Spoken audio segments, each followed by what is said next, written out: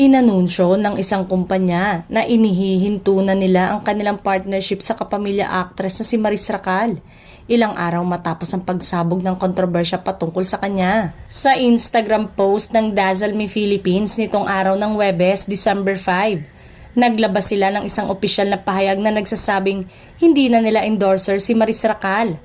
Umani naman ito ng iba't ibang reaksyon at komento mula sa netizen. I will support your brand for taking such action that will affect your product if you tolerated MR. Kudos to every team involved in this decision for handling this well.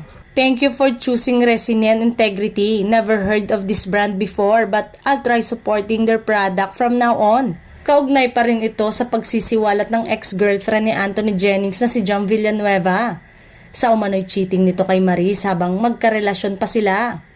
Samantala, wala pang tugon, reaksyon o pahayag ang kampo ni Maris tungkol sa issue. Napag-alaman ng mga netizen na deactivated na raw ang Facebook account ng kontrobersyal na kapamilya actress. Kapag bibisitahin nga raw ang account ni Maris sa Facebook ay hindi na ito makikita. Sa Instagram account naman niya, bagamat nariyan, ay naka-turn off naman ang comment section ng recent post.